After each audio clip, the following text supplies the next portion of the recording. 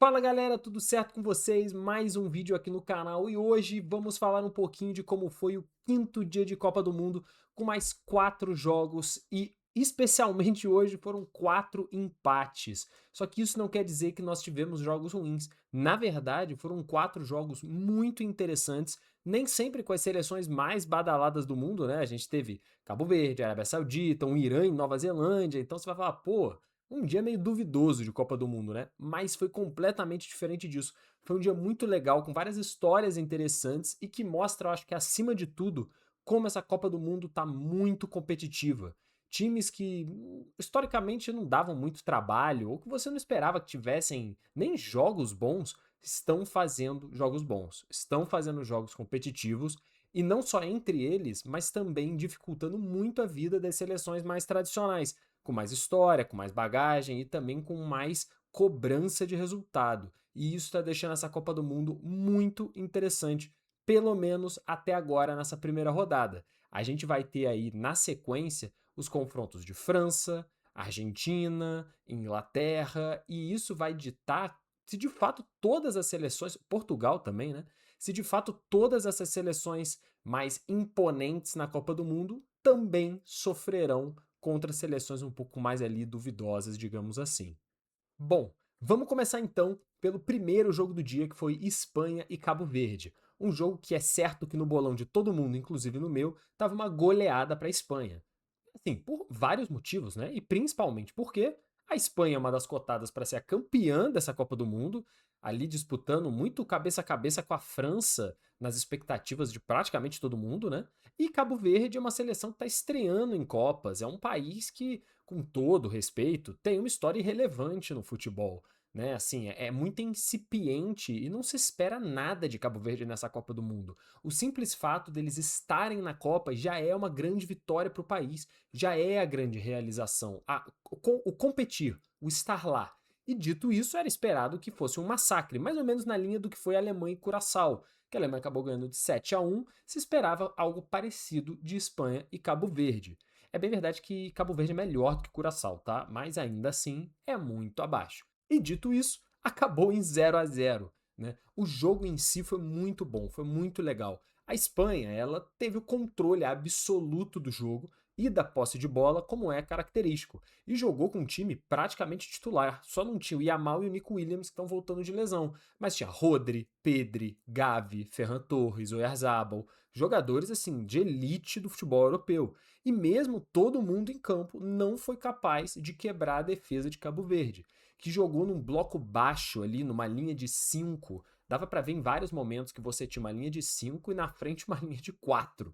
Então, assim, era realmente muita gente preenchendo a área num bloco bem baixo, mas isso não quis dizer que Cabo Verde não tentou jogar. Em alguns momentos, Cabo Verde tentava dar umas estocadas, tentava ter uns contra-ataques para tentar ferir a Espanha de alguma forma.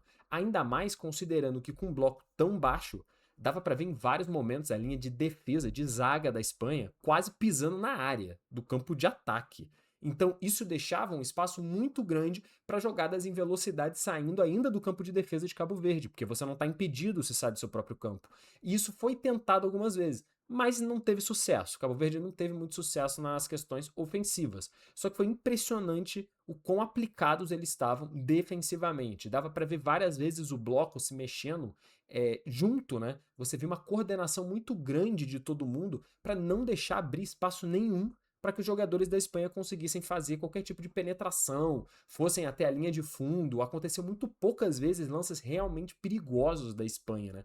Você teve, acho que uma ou duas bolas que pegaram na trave, se eu não me engano, foi uma só, e uma partida fenomenal do goleiro de Cabo Verde, que é o Vozinha, né? O apelido dele é Vozinha, que fez assim, pô, várias defesas. Deve ter feito ele pelo menos umas 10 defesas e algumas quase milagrosas, e por isso ele acabou também sendo o homem do jogo, né? Ele ganhou o prêmio de homem do jogo. Ele que é um jogador, um dos maiores ídolos do futebol, né, de Cabo Verde, é um cara já de 40 anos, com muita rodagem já no futebol, mais alternativo e de segundas divisões, mas que é um ícone, né, do país. E ele mesmo falou na entrevista pós-jogo que ele fez, tudo que ele fez a carreira inteira foi para poder ter essa oportunidade, quem sabe. E ele conseguiu, e não só isso, fez um grandíssimo jogo. E é bem verdade que um time que se foca muito em defender, ele precisa que o goleiro faça uma boa partida. Porque é claro que a Espanha, com tantos nomes, ainda entrou o Yamal e o Nico Williams no final do jogo, né? Ele criaria coisas. É impossível que Cabo Verde consiga anular 100% o time espanhol. Então a Espanha teve algumas oportunidades, mas também não foi muito competente nas poucas chances, poucas é forte, mas nas algumas chances que teve durante a partida, né? Então o jogo acabou 0-0. E assim, o que daria para analisar dessa partida para o futuro, né? Eu acho que Cabo Verde se mostrou uma seleção competitiva, difícil uma classificação, porque tem Uruguai e Arábia Saudita no grupo, que são dois times de bom nível, e acho que Cabo Verde vai ter um pouco de dificuldade de jogar, talvez principalmente contra a Arábia Saudita, porque o bloco baixo não vai funcionar muito bem, porque a Arábia Saudita não vai querer propor tanto jogo quanto a Espanha propõe. Pode ser que fique algo mais de trocação e nisso Cabo Verde dê espaços. Mas conseguiu um ponto, cara. E se conseguir ganhar um jogo, que seja Uruguai, Arábia Saudita, tá classificado. O que seria, assim, uma coisa absolutamente colossal para Cabo Verde em Copas do Mundo. Eu acho difícil, mas o sonho está vivo. Enquanto eles podem sonhar, eu acho que Cabo Verde deve sonhar. Porque dá para conseguir ir em frente nessa Copa. E para a Espanha fica um recado, né? Jogou contra uma seleção muito abaixo, e não conseguiu furar o bloqueio de Cabo Verde. E eu acho que isso, acima de tudo, mostra como a Espanha pode ter dificuldade contra seleções que não são as de ponta. Porque quando a Espanha pegar a França, um Brasil, uma Inglaterra, um Portugal da vida, né? Holanda, são times que vão tentar jogar também, vão propor jogo e vão dar espaço. É natural que duas grandes seleções cedam espaço uma para outra, porque as duas vão tentar oprimir o adversário de alguma forma, jogando cada hora uma, né, com a bola no pé. Já jogando contra seleções de médio porte, pequeno porte, elas entregam a bola e falam: irmão, propõe o jogo aí, eu vou me defender e contra-atacar. E a Espanha, ela provou que tem um pouco de dificuldade de quebrar bloco baixo, ainda mais sem o Yamal. Acho que isso é uma peça que muda completamente a visão do time espanhol jogando contra defesas muito fechadas. Só que a Espanha vai jogar contra defesas muito fechadas nessa Copa. A Arábia Saudita vai fechar a defesa, o Uruguai vai fechar a defesa e ainda tem o potencial de pegar vários times no mata-mata que farão a mesma coisa. Sei lá, potencialmente um Japão, uma Coreia, uma Suíça, uma Turquia, né, uma Costa do Marfim. São times que vão se defender muito bem. E aí fica a dúvida: será que a Espanha vai vacilar? Porque em um empate você leva para os pênaltis e aí pode ser eliminado. O Brasil fez isso contra a Croácia, por exemplo, na última Copa e perdeu. Então fica o alerta. É um jogo bem ruim da Espanha, querendo ou não. Pressionou, pressionou, pressionou e foi ineficiente. Já Cabo Verde, grande jogo, e eu acho que é uma das grandes histórias dessa Copa do Mundo, né? Passando para a próxima partida, a gente teve Bélgica e Egito. Um jogo bem mais parelho do que Espanha e Cabo Verde. E o início do jogo foi muito legal. Os dois times estavam tentando jogar, estavam tentando buscar esse resultado positivo, porque, ao meu ver, ambos acreditavam que era possível. A Bélgica, logicamente, era a favorita para o confronto, mas já é uma geração mais envelhecida. Você tem ali um De Bruyne bem mais no fim de carreira, um Lukaku no fim de carreira, um Courtois já bem mais velho. A grande geração belga, ela passou. Vários caras se aposentaram e os que sobraram, principalmente, né? Ainda tem um ou outro mais jovem.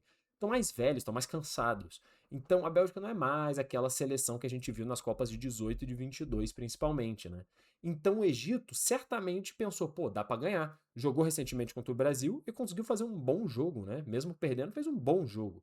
E a Bélgica, ela estava com a posse, o Egito cedeu a posse e permitiu que a Bélgica trocasse passes e se defendeu no primeiro momento para contra-atacar em jogada de profundidade. Só que isso gerou um problema para a Bélgica, porque a Bélgica não é um time que propõe muito jogo dessa forma. Normalmente ela não gosta de ficar tocando passe entre zagueiro, lateral, volante para achar um espaço. É um time que tem muito mais capacidade também explosiva de ataque rápido, principalmente com o Doku, né, pela esquerda. Então é um time que se acostumou a jogar em transição.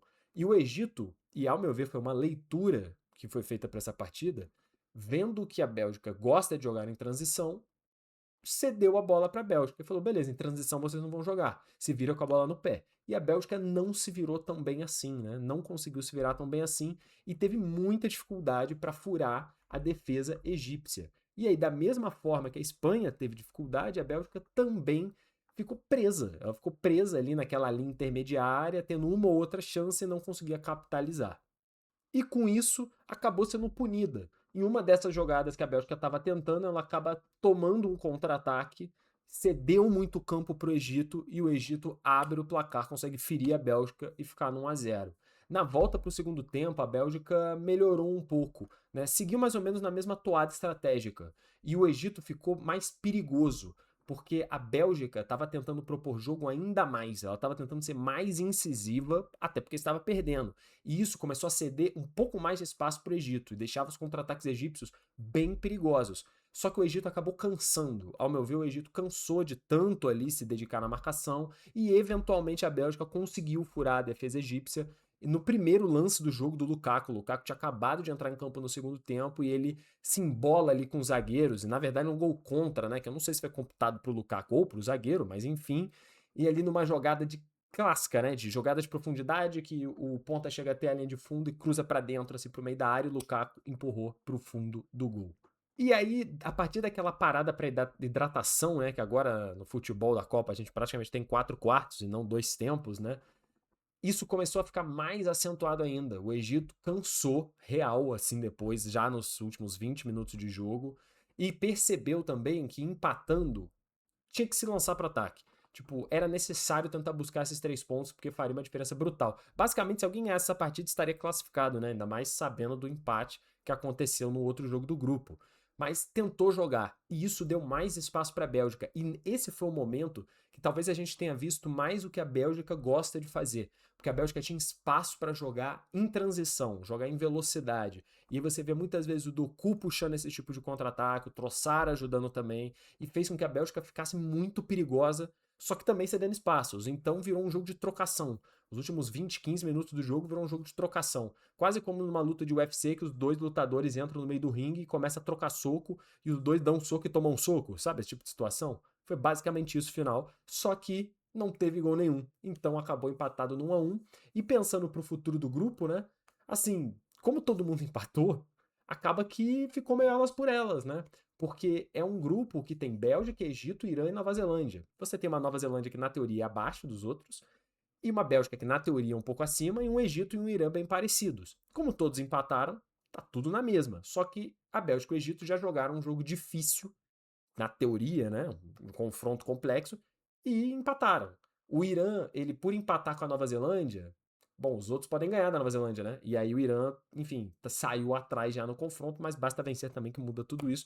Então ficou para a próxima rodada. A Bélgica, eu sinto que a Bélgica deveria se sentir um pouco frustrada com o resultado. Pro Egito, tá de boa. Empatar com a Bélgica, você ganha da Nova Zelândia, você passou de fase, pode até perder pro Irã. Então eu acho que é um resultado que pro Egito é bem tranquilo. Para a Bélgica também não é terrível, mas é, né, aquela coisa. Esperava-se mais, talvez, da Bélgica. Passando para o próximo jogo do dia, a gente teve Arábia Saudita e Uruguai, que foi um jogo típico de Copa do Mundo, um jogo clássico de Copa do Mundo, um jogo de defesas, com dois times focados muito em defender e depois em atacar. Principalmente ali no primeiro tempo, né? No início do jogo, um jogo muito estudado, um jogo bem pensado para ver o que ia rolar no restante dos 90 minutos. Né? O primeiro tempo teve muita posse de bola do Uruguai e muito pouca lucidez do Uruguai. Tinha bola, mas não tinha muito o que fazer com a bola. Dava para perceber uma situação um pouco parecida com a da Espanha contra o Cabo Verde. Um time que não tem muito costume de ficar trabalhando a bola, trabalhando a bola, trabalhando a bola para achar espaços. Né? O Uruguai ele também gosta de jogar numa imposição física, numa imposição de velocidade, e não conseguiu fazer isso muito bem contra a Arábia Saudita no primeiro tempo. Ficou muito engessado na intermediária, sem o Arrascaeta. O Uruguai perde um cara que normalmente traz um pouco mais de lucidez, né? Você acaba ficando baseado muito no Valverde para conseguir encontrar algum passe. Só que isso a Arábia Saudita também sabia, né? Então isso engessou muito o Uruguai, que ficou preso, não conseguiu jogar. Né? E o Darwin Núñez, que seria o homem-gol do time, não conseguiu fazer nada no jogo. Ele passou batido, assim, não teve participação nenhuma, e isso é péssimo para o Uruguai, né? Obviamente. E aí, no final das contas, né, no próprio primeiro tempo, o Uruguai ainda foi punido com o gol da Arábia Saudita, que fez com que, enfim, fechasse um tempo trágico para o Uruguai. E aí, para o segundo tempo, a gente acabou tendo bastante mudança, principalmente por causa do Bielsa, né? Do Aulouco Bielsa, que fez mudanças muito interessantes e que fizeram com que o time ganhasse muito ímpeto ofensivo na segunda etapa, né? Ele acabou colocando o Canóbio, o Sanabria e depois o De La Cruz no jogo, e todos entraram muito bem e conseguiram dar um gás novo, dar um pouco mais de dinamismo, digamos assim, no ataque do Uruguai, né? Que transformou o jogo num domínio total no segundo tempo. Acredito também que porque a Arábia Saudita estava ganhando. Por fazer o gol no final do primeiro tempo, a estratégia foi voltar para o segundo tempo e segurar o resultado, que já é uma estratégia clássica da Arábia Saudita mesmo em Copas do Mundo, né? Defender. E como tinha um resultado positivo, vamos tentar. E isso só que ficou meio acentuado demais, né? O Uruguai no segundo tempo, ele teve mais de 20 finalizações, cara. 20 finalizações. E a Arábia Saudita teve, sei lá, duas, sabe? Basicamente parou de atacar. Só tava tentando se defender de todas as formas. E até que se defendeu bem, assim, no limite do possível, se defendeu bem. Só que o goleiro assim, da Arábia Saudita pegou 1 trilhão de bolas que foram chutadas no gol, né? Tem que ser dito também. O bom goleiro da Arábia Saudita conseguiu ajudar da forma que foi possível, né? Só que no final das contas não foi possível segurar todas. E aí, eventualmente, o Uruguai conseguiu empatar a partida de maneira muito justa. Eu acho que, assim, se tivesse ter um resultado, o empate estava ok, a virada do Uruguai também não seria nem um pouco surpreendente, porque a Arábia Saudita basicamente parou de jogar no segundo tempo. E eu acho que desse jogo, né, enfim, a situação é a mesma dos outros, porque empatou e todo mundo empatou no grupo, né? Então, whatever, segue o baile, o grupo vai ser complicado, mas também nada está perdido, né? Só que eu acho que o que é muito interessante que eu percebi depois de ver Espanha, Cabo Verde, Bélgica e Egito, todos os outros jogos, né, é como a Copa tá se provando imprevisível. Eu acho que mais do que nas outras Copas recentes, né, você tem praticamente todos os favoritos tropeçando de alguma forma, empatando, perdendo, ou pelo menos sofrendo para conseguir vencer de seleções de menor porte, né? De seleções de menor expressão. E isso eu acho que no fundo é muito interessante, porque tinha-se muito essa dúvida que uma Copa do Mundo de muitas seleções, né, de 48 seleções, traria times de muito baixo nível, a gente teria talvez várias goleadas, e não é isso que a gente está vendo, né? Porque assim, por exemplo, até agora, a Suíça empatou com o Catar. A Suíça deveria vencer. O Brasil empatou com o Marrocos num jogo difícil, mas tudo bem. O Haiti perdeu de 1-0 só da Escócia. A Turquia perdeu para a Austrália de 2-0. Beleza que a Alemanha fez 7-1 em Curaçao. Ok. A Holanda empatou com o Japão em 2-2. A Bélgica empatou com o Egito. O Irã empatou com a Nova Zelândia. A Espanha empatou com o Cabo Verde. O Uruguai empatou com a Arábia Saudita. Vários times que seriam cotados como os favoritos para as partidas não conseguiram resultados positivos. Né? A República Tcheca, por exemplo, perdeu para a Coreia do Sul. Muita gente poderia achar que a República Tcheca seria a favorita. E a gente ainda vai ter mais alguns jogos na primeira rodada para de fato comprovar essa teoria, mas é muito interessante que os times estão bons, os confrontos estão de um nível muito legal, muito interessante. E isso pode gerar coisas mais diferentonas no mata-mata, né? Existe agora, depois da primeira rodada, vários potenciais times nada a ver que se classifiquem para o mata-mata da Copa, o que na verdade só agrega para a Copa do Mundo. Porque eu acho que além do futebol bem jogado, né, da nata do futebol, a Copa do Mundo tem muito o espírito da loucura, né, do diferente, dos acontecimentos únicos. É uma competição que tem coisas que só acontecem na Copa do Mundo. E eu acho que esse tipo de situação de times de pouquíssima expressão baterem grandes seleções e chegarem longe faz parte total do que também é o espírito da Copa do Mundo. E dito isso, para fechar, a gente teve o jogo agora à noite, estou gravando logo depois das partidas todas, né?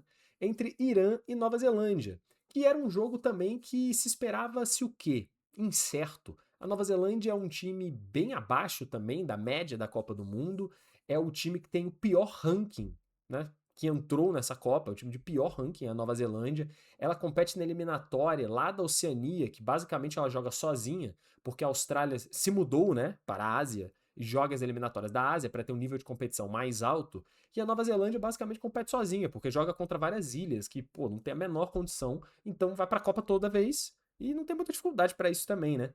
Então é muito difícil de saber o nível da Nova Zelândia real numa competição dura, numa competição difícil como é a Copa do Mundo.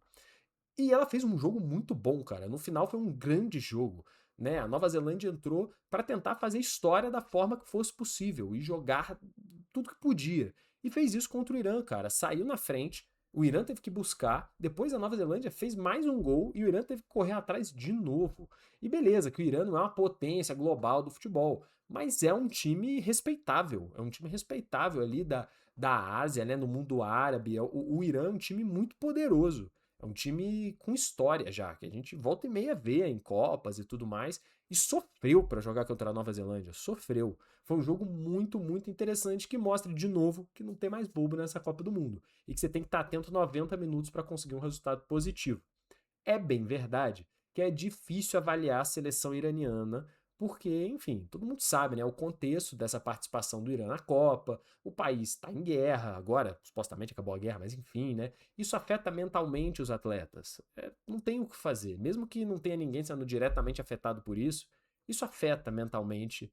A questão logística de preparação foi afetada também, eles iam ter base nos Estados Unidos, acabaram tendo que mudar a base para o México, não dá para saber o quanto isso alterou a programação da seleção. Tiveram membros da comissão que não puderam viajar, não vão para os Estados Unidos, e aí o time tem 48 horas para entrar nos Estados Unidos, jogar e ir embora. Isso tudo gera, no mínimo, uma tensão maior nos atletas, que fazem com que a concentração para os jogos não seja a mesma coisa. Não tem como negar isso. E talvez também a questão logística de preparação de tudo, né? Alimentar e de equipamentos e tudo mais também não esteja no ideal. Isso, querendo ou não, afeta a participação do Irã nessa Copa do Mundo.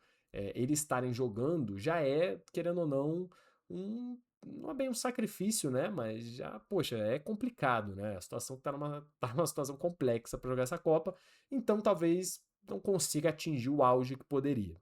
Mas fez um bom jogo, mostrou que é competente e competitiva. Jogou contra a Nova Zelândia, um time fraco, não conseguiu vencer, mas tudo bem, não fez um jogo péssimo. E vai ter aí outros confrontos contra um Egito que é parelho e uma Bélgica que também não é nada demais. Pode também passar de fase, quem sabe. Tá totalmente em aberto para Nova Zelândia, para Irã, para Bélgica, para Egito, para todo mundo.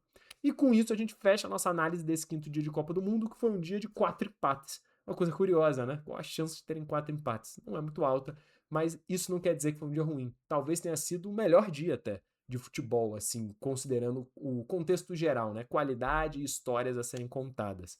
E esperamos agora o dia 6, porque amanhã a gente tem coisas muito interessantes, né? A gente começa já às 4 com França e Senegal, um jogo muito foda.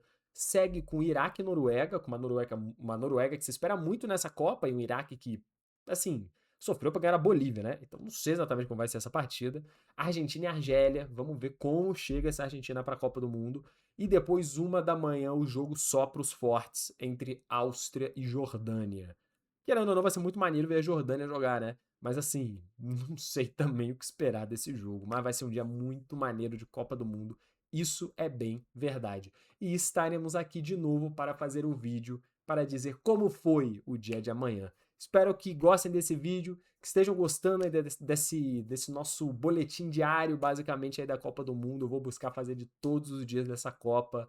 Um forte abraço e eu espero vocês amanhã e nos outros vídeos também. Um forte abraço e até a próxima.